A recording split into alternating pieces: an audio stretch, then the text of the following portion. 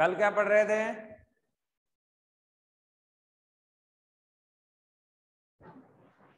भारत की परमाणु नीति कब बनी थी? आजाद भारत में। जनक कौन थे? होमी जहांगीर भाभा। होमी जहांगीर भाभा। पहला परमाणु परीक्षण कब हुआ? 1974। 1974। और दूसरा? 1998। 1998 कहाँ हुआ था? पोखरण में। पोखरण में। प्रधानमंत्री जी कौन थे? अटल बिहारी वाजपेयी। अटल बिहारी वाजपेयी। क्या स्लोगन है परमाणु नीति का? अपनी सुरक्षा के लिए। क्या है? शांति के लिए, अपनी सुरक्षा के लिए। ये हमारा स्लोगन है। हम आगे बढ़कर किसी पर हमला नहीं करेंगे। लेकिन वर्तमान गवर्नमेंट तो डायरेक्ट धमकी देने वाली है ना। बोल दिया पाकिस्तान को कि अगर ज्यादा परेशान किया या हमें परमाणु की धमकी दी तो पता नहीं तुम तो करोगे कि नहीं करोगे बम, है ना, विस्फोट हम लोग जरूर कर देंगे। तो बेचारा पाकिस्तान सदमे के मारे हिल रहा है। देखो युद्ध कौन कौन से कर लिए थे। 48 में कर लिया था कंप्लीट, 62 हो गया, 65 हो गया, 71 हो गया। बताओ यहां तक कोई एक नहीं हुए। ये वाले कंप्लीट हो गए। Yes sir. और एक हो गई परमाणु नीति। बस अब एक ही टॉपिक बचा है, कारगिल। यहां से बड़ा सवाल आएगा, ध्यान रखना, है ना। परमाणु नीति को लेकर बड़ा सवाल आता है। 4 नंबर का, 6 नंबर का सवाल आएगा परमाणु नीति को लेकर। तो सारे आंकड़े आपको याद होने चाहिए। अब एक छोटा सा सवाल मैं आपसे पूछता हूं, पाकिस्तान ने परमाणु बम का परीक्षण कब और कहां किया था? 1998 में चंगाई पहाड़ी पे। 1998 चंगाई पहाड़ी पर। ठीक है। अब देखो क्या है, एक चीज इसमें और रह गई थी परमाणु नीति में, वो और ध्यान रख ले, है ना। देखो 2 संधियां हुई हैं अपने उधर, समकालीन विश्व में आएंगी। अभी अगर थोड़ा सा याद रहे तो कोई बुराई नहीं है ना। फिर बाद में दोबारा तो पढ़े ही पढ़ेंगे। देखो क्या हुआ 1963 में एक संधि, आपको नाम वाम नहीं रखना, एनपीटी है, परमाणु अप्रसार संधि। लागू कब हुई? 68। कब लागू हुई? बनी कब? 63 में। हिंदी में नाम क्या है? परमाणु अप्रसार संधि। याद रहे तो ठीक, नहीं उधर तो याद रखना ही रखना है। समझ में आई बात? कौन सी संधि? परमाणु अप्रसार संधि। किधर हुई थी? विश्व की धरातल पर। देखो 2 प्रकार के संधियां होती हैं, एक तो होती है 2 देशों के लिए, एक होती है पूरे विश्व के लिए। तो ये एक वाली कौन सी थी? पूरे विश्व वाली है ना। पूरे विश्व के लिए हुई जो संधि थी ना, वो ये है। तो ये अपने को थोड़ा सा ध्यान में रखना है। अब सवाल क्या पूछेगा वो आपसे कि परमाणु अप्रसार संधि पर टिप्पणी लिखें। क्या पूछेगा? उस वाली किताब का सवाल ही, इधर का नहीं है ना। लेकिन फिर भी इधर भी परमाणु नीति है, इसलिए मैं आपको बता रहा हूं। तो ये क्या था जो आज तक, है ना, यही सीटीबीटी में हुआ। फिर कब हुई थी? 96 में, है ना। ये सीटीबीटी इसी से संबंधित है, इसी से संबंधित। परमाणु प्रसार का था कि आज के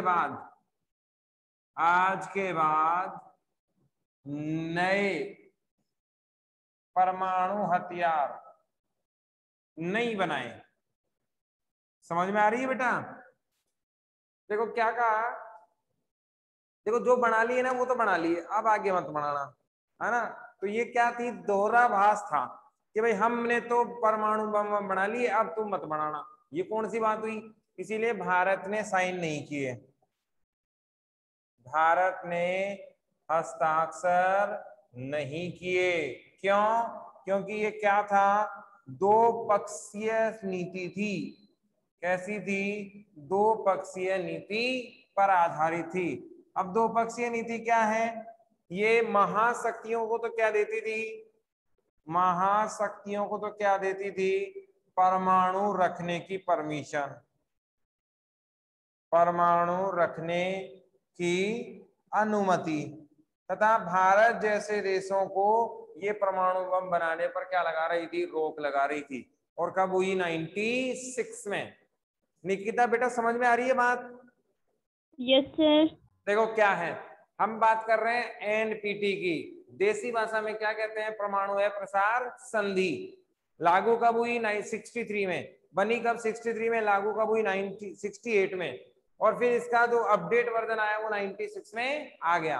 अपने को डेट वेट भी ज्यादा याद नहीं रहे, तो ये तो जरूर याद रखना है कि परमाणु प्रसार संधि क्या थी, ये तो पक्का याद रखना है। इसका मतलब ये था कि अंतरराष्ट्रीय विश्व में शांति के लिए अब परमाणु बम नहीं बनाने देंगे। ये बात कहाँ कही गई, विश्व धरातल पर कही गई। अब इसके दो मतलब निकलते हैं कि या तो पुराने वाले है ना, 5 तो वो थे ही, कौन कौन, अमेरिका, फ्रांस, ब्रिटेन, रसिया और चाइना, 5 ही क्या थे, वीटोधारी थे। इनके पास पहले से ही क्या है, परमाणु। या तो ये अपने बमों को फोड़ दें और सब बराबर बराबर हो जाएं, एक ऑप्शन तो ये बचा। दूसरा क्या होता कि ये जितने बम बना चुके हैं उतने ही बम कौन बना ले, बाकी अन्य भी बना ले, फिर सब हो जाए बराबर, तब ये संधि लागू हो, तब भी समझ में आए। लेकिन इन्होंने क्या कहा, हमने बना लिया वो तो ठीक, तुम मत बनाना। तो पक्ष कितने हो गए इसके, 2 पक्ष। एक का तो ये गलत तरीके से समर्थन कर रही है और दूसरे का गलत तरीके से ये दमन कर रही है। देख भाई क्या कह रहे हो तो काय क्यों पूछ रही जो साहिल? आइया क्यों 2-3 दिन में बता दिली, यही में रेडी दूसरी बताई। अरे आप लोग 12वीं क्लास के हैं, इतना सा अपने को समझ में आना चाहिए कि बैकग्राउंड में अगर आवाजें आ रही है तो हम आवाज म्यूट रखें। साहिल आपके बैकग्राउंड में आवाजें आ रही है बेटा, ये बैड मैनर्स है ना, कोई बात नहीं, फिर भी थोड़ा सा आप ध्यान रखें, है ना, पूरी क्लास डिस्टर्ब होती है। कहाँ था मैं, हाँ, ये पक्ष कौन से पक्षी नीति है, 2 पक्षी है, ये 2 भाव रखती है, इसीलिए भारत ने इस पर साइन नहीं किया। अब यहाँ सवाल बने 2। पहला सवाल बना परमाणु प्रसार संधि क्या है, तो बताओ किसको समझ में नहीं आया। दूसरा, सीटीबीटी पर भारत ने साइन क्यों नहीं किए, क्योंकि ये कितने मतलब निकालती है, 2, जबकि मतलब निकलना चाहिए था 1, यानी कि सब बराबर होने चाहिए थे जो बराबर नहीं हुए, इसीलिए हमने सीटीबीटी पर साइन नहीं किए। हमने नहीं किए तो इन्होंने भी नहीं किए, ये तो हमारे कदम पे ही चलते हैं। पाकिस्तान ने भी साइन नहीं किए, तो ये भी सवाल बन गया, सीटीबीटी पर साइन किसने नहीं किए। अब एक मजे की बात बताता हूं आपको, देखो, एक परमाणु बम आज का, है ना, आप आकलन करो, 6 अगस्त 1945, याद रखना है। पहले कहाँ गिरा था, हिरोशिमा पर, हिरोशिमा, है ना, और फिर फूटा 9 अगस्त को नागासाकी पर। नागासाकी, है ना, लिटिल मैन और लिटिल बॉय और फेट मैन। आप अंदाजा लगाओ उस जमाने में लाखों लोग मरे थे, कब, उससे 100 गुना, 10 गुना से लेकर 100 गुना, अपन 10 गुना भी माने उससे, तो आज का परमाणु बम है उससे 10 गुना, एक परमाणु बम। समझ रहे हो मेरी बात, ये डेट याद रखनी है दोनों के दोनों। हिरोशिमा और नागासाकी दोनों कहाँ के शहर हैं, जापान के। बोर्ड में आया हुआ सवाल है, याद रखना है, उधर पढ़े भी अपन, है ना। तो 6 अगस्त 1900 फ्री वाली जगह उतार लेना, 6 अगस्त 45, 9 अगस्त 45 को 2 बम गिराए गए थे, कहाँ, जापान में। कौन से विश्व युद्ध में, दूसरे विश्व युद्ध में। इतनी बात तो अपने को समझ में आती है। उस जमाने में जो बम था उससे 10 गुना एडवांस आज है ना। और दुनिया में सबसे ज्यादा अगर परमाणु हैं 7000 प्लस, तो वो किसके पास है, रूस के पास। लगभग 7000 प्लस ही सेकंड नंबर पर अमेरिका। लेकिन इन दोनों में ये नहीं बताया जा सकता कि वास्तविक स्थिति क्या है, ये तो रिकॉर्डेड है, 1 नंबर में पूरी दुनिया को पता है ये तो, है ना। अब आप अंदाजा लगा लो कि 1 नंबर में इतने हैं तो 2 नंबर में कितने होंगे। पाकिस्तान के पास हमारे से ज्यादा है 300 प्लस, और हमारे पास 200 प्लस। आप आइडिया लगाओ, एक बम इतना खतरनाक, तो 200 बम के बाद करना क्या है, पूरी दुनिया को थोड़ी खत्म करना है। ये कहां जा रहे हैं आप देखो, 7,000 बम, ब्रह्मांड ही खत्म हो जाएगा। आप देखो, समझ रहे हो, ये सब क्या है, वर्चस्व और विनाशकारी। ये सब क्या है, वर्चस्व की नीति। अब अगर ये गणित समझ में आया हो तो एक बात यही और बता दूं मैं आपको, है ना, समझ में आ रहा है क्या? Yes sir. एक बात और देखो, युद्ध को टालने का तरीका होता है, उस वाली किताब में एक जगह आएगा, युद्ध को रोकने, युद्ध को रोकने का सबसे अच्छा इलाज पता है क्या है? शक्ति का प्रदर्शन, शक्ति का प्रदर्शन करना, याद रखना।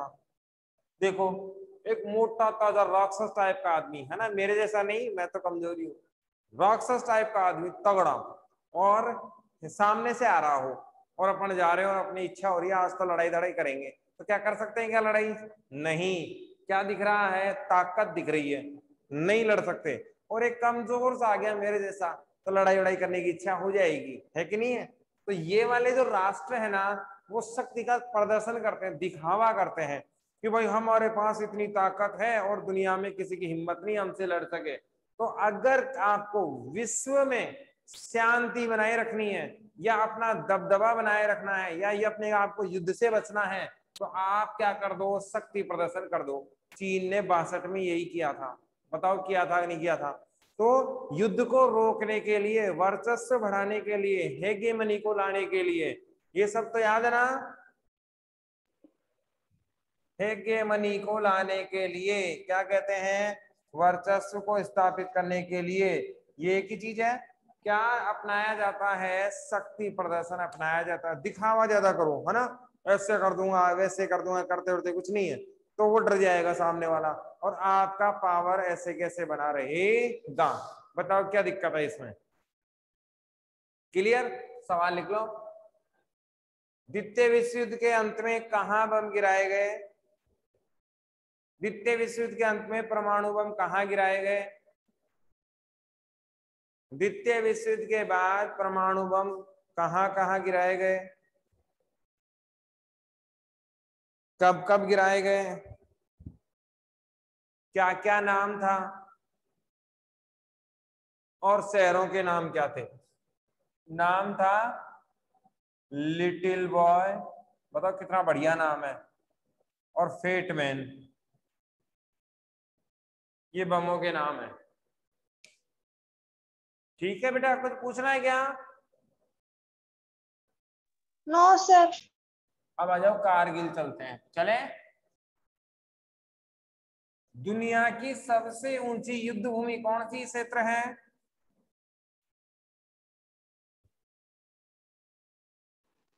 दुनिया का सबसे बड़ा ऊंचा युद्ध क्षेत्र कौन सा है? सियाचिन। कौन सा है? सियाचिन ग्लेशियर। अब आप अंदाजा लगाओ, अगर यूं पानी गिरा दिया जाए ना तो जम जाएगा, बॉयल पानी, ठंडा नहीं, बढ़िया वाला गर्म पानी, अगर आप अंडे को फेंक के मारोगे तो टूटेगा नहीं, इतनी बर्फ है, आप अंदाजा लगा दो। अंगुली अगर आपने 9 सेकंड 10 सेकंड बाहर निकाल ली तो काटनी ही पड़ेगी, इतना भयंकर टेम्परेचर है। तूफान आते हैं, सेना बड़े शौर्य के साथ रहती है, बर्फ में दब जाती है, फिर भी सूरवीर सेना हमारी वहां रहती है। तो दुनिया का सबसे ऊंचा युद्ध क्षेत्र कौन सा है? सियाचिन ग्लेशियर, है ना। और इसी के थोड़ा सा नीचे पड़ता है कारगिल। क्या पड़ता है? कारगिल। ठीक है। कारगिल युद्ध कब हुआ? 99 में। एक बात तो ये याद रखना, तो इसमें एक और युद्ध जोड़ लो, ये लो, ये भी हो ही गया ना, 99, 99 किसके टाइम हुआ था? अटल जी के टाइम। उधर कौन था? उधर था परवेज मुशर्रफ। उधर वाला तो याद नहीं रखो तब भी चल जाएगा काम, मुशर्रफ। ठीक है। देखो एक चीज और ध्यान रखना, इनको तो जानते ही होंगे, नाम के ही शरीफ हैं, बाकी काम तो आतंकवादियों के ही है ना। पाकिस्तान के तो सारे ही काम उल्टे ही करेंगे।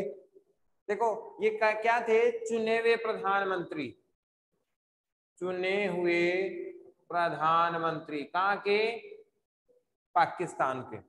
समझ में आ रहा है क्या बेटा? हम क्या पढ़ रहे हैं, कारगिल। और ये कौन सा युद्ध है पाकिस्तान से, चौथे नंबर का। चुने हुए प्रधानमंत्री कौन थे उस समय, नवाज शरीफ। ये वही नवाज शरीफ हैं जिनकी दोहिती की शादी में या पोती की शादी में प्रधानमंत्री मोदी जी डायरेक्टिव चले गए थे, है ना। खबरें आई थी, सोल दिए गए थे, चादर वगैरह दिया गई थी, है ना, साड़ी वगैरह दी गई थी, वो सब ये इन्हीं की नातिन की शादी में गए थे मोदी जी। हुआ क्या, इनको नजरबंद कर दिया गया। क्या कर दिया गया, नजरबंद। अब आप पूछोगे नजरबंद क्या होता है, अज्ञात स्थान पर, कौन से स्थान पर, अज्ञात स्थान पर बंदी बनाना, क्या कहलाता है, नजरबंद। आ रही है बात समझ में? बेटा पाकिस्तान ऐसा देश है जिसमें सूरज उगता है तो अस्त होने का पता नहीं होता कैसा होगा, है ना। आतंकवादियों का देश है, अस्थिरता वहां पर बहुत ज्यादा है। तो ये जो परवेज मुशर्रफ था ये सेना का प्रमुख था, है ना। कहानी समझ में आ रही है क्या, सेना का प्रमुख, समझ गए बात। और ये कौन था, चुना हुआ प्रमुख। शासक उस समय कौन था, नवाज शरीफ। तो सेना वहां पर उलट तख्ता पलट करती है। अब देखो शब्द आएगा एक और, तख्ता पलट, तख्ता पलट। अपने घर वाला नहीं है ये, है ना, जिसपे अपन सोते हैं वो तख्ता नहीं है ये, है ना। ये क्या है, सत्ता को जबरन हथिया लेना, है ना, दादागिरी के दम पर अपने आप को शासक स्थापित करना, पहले वाले को भगा देना, क्या कहलाता है, तख्ता पलट कहलाता है। अब देखो हुआ क्या, घटना कब की है, 99 की। 98 में तो बम बम फोड़ ही लिए थे दोनों ने।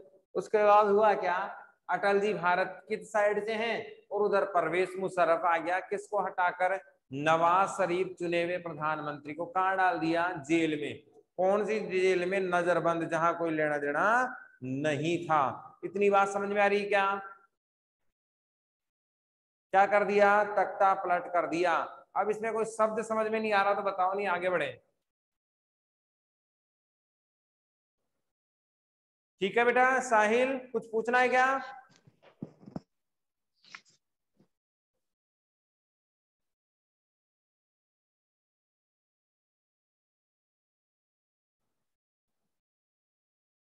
ठीक है, देखो क्या है।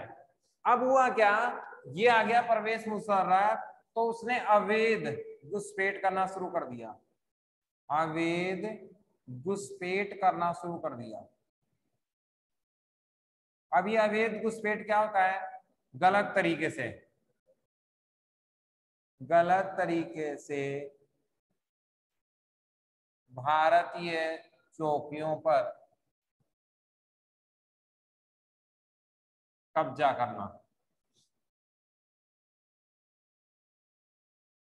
ठीक है, ये अवैध घुसपैठ है। देखो हुआ क्या, ये चोटियां ऐसी थी इस तरीके से, इधर तो पाकिस्तान था और इधर क्या था, भारत। और इन पे यहाँ पर ये क्या बने हुए थे, अपने बंकर बने हुए थे। इस कोने पे तो पाकिस्तान रहता था, इस कोने पे तो, और इधर रहता था कौन, भारत। ऐसे खूब सारी चोटियां थी, ऐसे इधर यहाँ थी, यहाँ थी, है ना, यहाँ थी, ऐसे चौकियां थी। कुछ पर भारत वाले थे, कुछ पर पाकिस्तानी थे। लेकिन जो मेन मेन चौकियां थी ना, जहां से हमारा हाईवे गुजरता था द्रास के लिए, बॉर्डर के लिए जो हमारा हाईवे जाता था, उन चौकियों पर इन नालायकों ने क्या कर लिया, कब्जा कर लिया। ये चौकियां कौन कौन सी थी, चार थी। एक तो थी द्रास, ये नाम लिख लेने हैं, याद रखनी है। द्रास, मास्को है, सवाल आएगा ये बड़ा, है ना, काक्सर और बतालिक। ठीक है बेटा, ये चार चौकियां थी, है ना। देखो हुआ क्या, इधर तो कौन रहता था, पाकिस्तान, इधर कौन रहता था, भारत। और बढ़िया मजे से काम चल रहा था, कहीं कोई दिक्कत नहीं थी। दोनों देशों की सेनाएं आराम से रहती थी, कहीं कोई दिक्कत नहीं थी।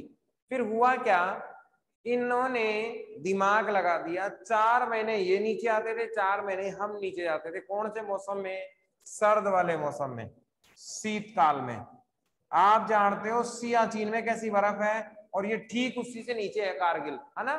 तो आप जानते हैं कारगिल में भी भयंकर कप कपाने वाली सर्दी होती है, और यहाँ का रास्ता बंद रहता है 4 महीने का, क्योंकि ये जम्मू कश्मीर का भाग पड़ता है, तो वहां बहुत ज्यादा बर्फ पड़ती है, इसलिए 4 महीने हमारे से ये सेना के भाग टूट जाते हैं। सेना यहाँ नीचे आ जाती है, ऊपर तो रहती ही नहीं थी, है ना। ऊपर तो हम रहते ही नहीं थे 4 महीने, बाकी 8 महीने हम रहते थे, ये भी 4 महीने ही रहते थे, 8 महीने नीचे आ जाते थे यहाँ। इनको पूरे 8 माह का और प्लस 4 महीना का 12 माह का साधन, 4 माह का तो स्टोर प्लस 2 महीने का एक्स्ट्रा। लेट भी तो हो सकते हैं ना, ये खाना इनको पहले जमा करना होता था कि सर्दियां जब आएंगी तो पहले ही राशन आप रख लो, क्योंकि पीछे से तो कोई आ नहीं सकता, इसीलिए आपको यहीं पर ही रहना पड़ेगा। हुआ क्या, जैसे ही शीतकाल खत्म हुआ, हम लोग ऊपर गए, तो इन्हें जो अमानवीय इन्होंने व्यवहार किया, ये लोग अपनी जगह छोड़कर कहाँ गए? भारत वाली जगह आ गए ये लोग यहाँ। और जब सर्दियों में नीचे जाने की बात हुई थी, हर साल जाते थे, 99 में ये नीचे यहाँ नहीं गए, जबकि यहाँ से कहाँ गए? यहाँ आ गए, इधर इधर आके बैठ गए सर्दी में। और जैसे ही भारत वालों ने इधर से ऊपर जाने की कोशिश की, गोलियां चलाना शुरू किया। इसी को कहा गया घुसपैठ। क्या कहा गया? घुसपैठ कहा गया। कौन सी? अवैध घुसपैठ कहा गया। हमारे इलाकों में ये आ गए। अब हमारे पास बड़ी खतरनाक चुनौती। कैसे? पाकिस्तान वाले तो यहाँ बैठे हैं और हम बैठे हैं यहाँ। अब आप सोचो, ये वाला अगर पत्थर भी मारेगा तो मिसाइल की तरह आएगा भारत वालों पर। अब भारतीय सेना यहाँ से चढ़े, वो भी गोली खाते हुए, और यहाँ जाकर कब्जा किया। तो आप सोच सकते हो ये असंभव काम था। कैसा कार्य था ये? असंभव कार्य था। लेकिन आप जानते हो भारतीय सेना कितनी बहादुर है, उन्होंने इस असंभव कार्य को भी करके दिखा दिया।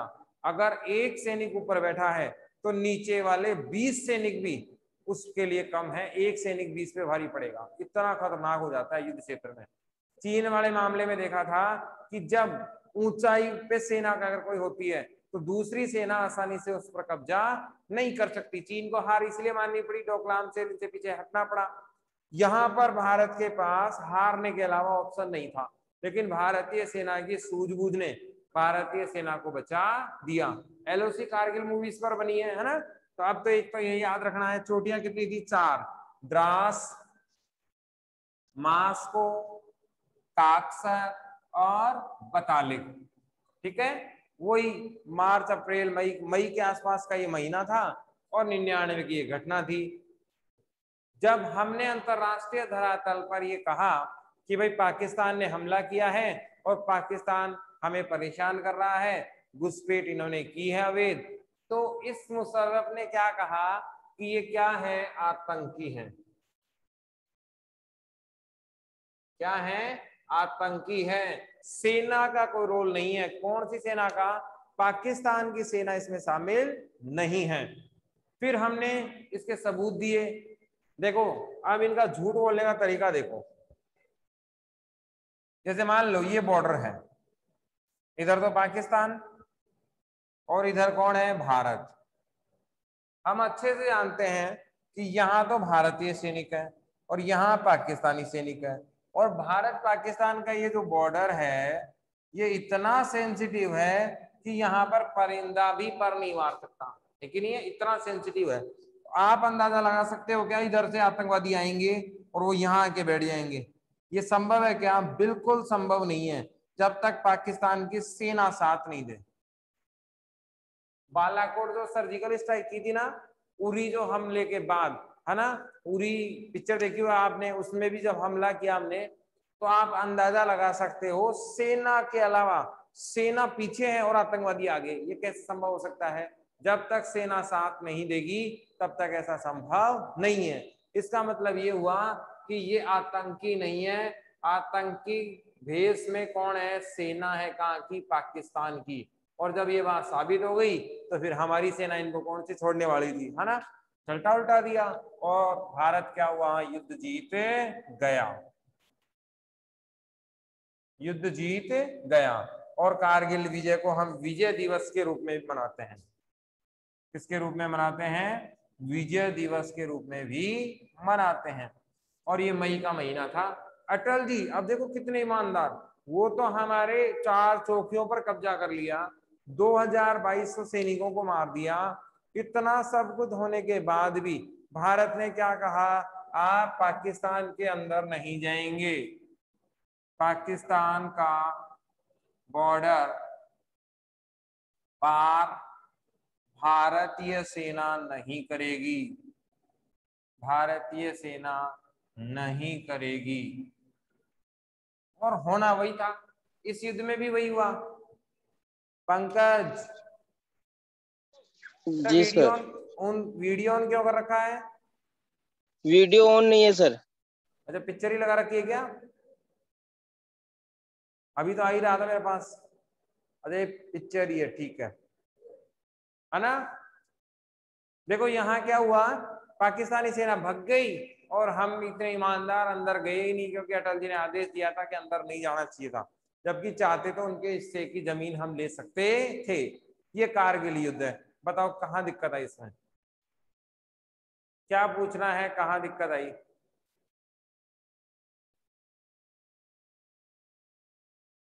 क्लियर है? Yes sir. सवाल लिख लो। भारत पाकिस्तान के मध्य कुल कितने युद्ध हुए तथा कब कब हुए? भारत पाकिस्तान के मध्य कुल कितने युद्ध हुए और कब कब हुए? अगला लिखो, कारगिल युद्ध कब हुआ? कारगिल युद्ध कब हुआ तथा इस समय भारत और पाकिस्तान के प्रमुख कौन थे? तथा इस समय भारत और पाकिस्तान के प्रमुख कौन थे?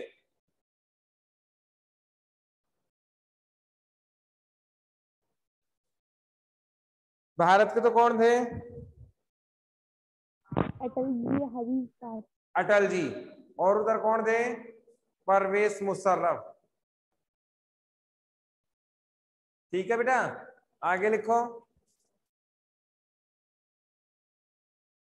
कारगिल युद्ध किन 4 चोटियों को लेकर लड़ा गया? कारगिल युद्ध किन 4 चोटियों को लेकर लड़ा गया? और भी बहुत सारी थी छोटी मोटी, क्योंकि मोस्टली ये 4 ही थी। आपने वो पिक्चर देखी क्या, गुंजन?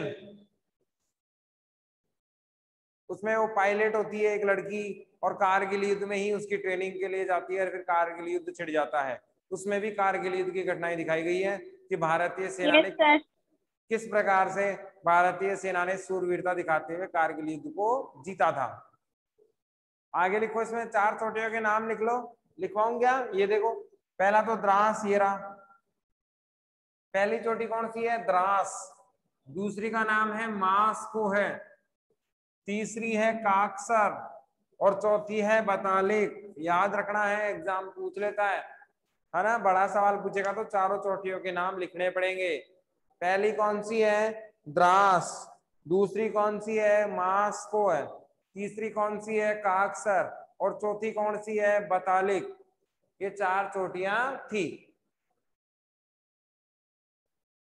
ठीक है, अगला लिखो, भारत ने किस युद्ध को विजय दिवस के रूप में मनाया है? भारत किस युद्ध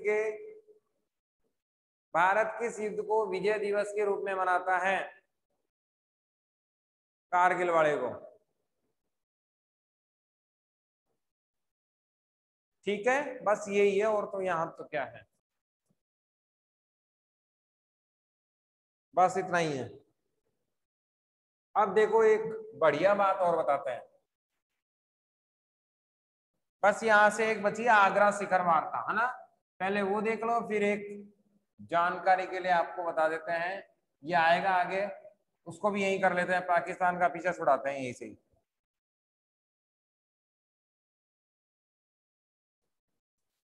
आगरा शिखर वार्ता लिख लो, आगरा शिखर वार्ता पर टिप्पणी लिखें।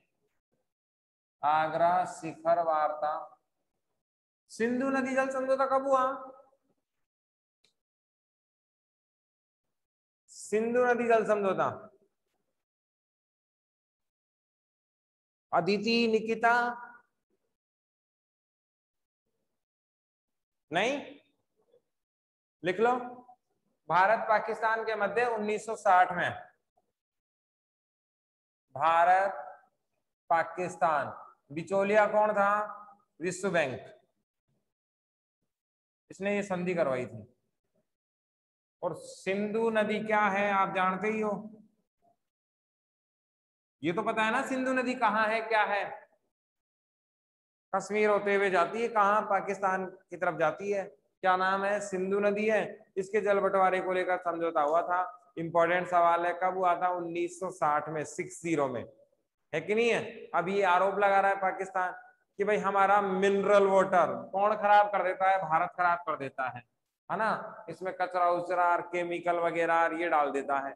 वैसे पानी को शुद्ध रखना चाहिए, ये गलत बात है भारतीयों की, लेकिन पाकिस्तान को शुद्ध पानी पिला के करोगे कि आतंकवादी आएंगे उधर से, है कि नहीं है? तो ये तो हंसी मजाक का मामला है। अपने को याद रखना है सिंधु नदी जल समझौता कब हुआ था? 1960 में हुआ था। किसके मध्य? भारत पाकिस्तान के मध्य। लीडर कौन था? बिचौलिया कौन था? विश्व बैंक था। अभी आपको याद हो तो वो हमला हुआ था ना उरी पर, तो कहा था पाकिस्तान का पानी वाणी रोक देंगे, सुना था क्या? ऐसा सुनने में आ रहा था ना, मोदी जी को पानी रोक देना चाहिए पाकिस्तान का, वो यही था, सिंधु वगैरह को रोकना था। अब सिंधु रोकना इतना आसान काम नहीं है। क्यों? नदी आप जानते हो ऐसे बहती है पहाड़ से, है ना? और यहाँ से ब्रेक लगाना संभव नहीं है। फिर क्या करो? लिफ्ट नहरें बनाओ यहाँ से और इसको डाइवर्ट करो। क्या हो सकती हैं? लिफ्ट नहरें ही हो सकती हैं। और भारत जैसे देश में लिफ्ट नहरें बनाना इतना आसान काम नहीं है, क्योंकि बहुत पैसा इसमें खर्च होता है। और नदी के रुख को मोड़ना तो आप जानते ही हो, धरातल में तो हम मोड़ सकते हैं, मैदानी क्षेत्र में तो आसानी से मोड़ सकते हैं, पहाड़ी क्षेत्र में नदी का मुंह मोड़ना बड़ा खतरनाक होता है, इतना आसान काम नहीं है। इसीलिए सिंधु जल को रोकना भारत के लिए इतना आसान काम नहीं है। बाकी चाहे तो क्या संभव नहीं हो सकता, राजस्थान ले आओ पानी, कितना बढ़िया पानी भी पी लेंगे, है ना? देखो आगरा शिखर वार्ता, देखो आगरा शिखर वार्ता हुई थी 2001 में, अब ये भी याद रखना है। और लिख लिया सिंधु नदी जल समझौते पर टिप्पणी लिखो, सवाल लिख लिया?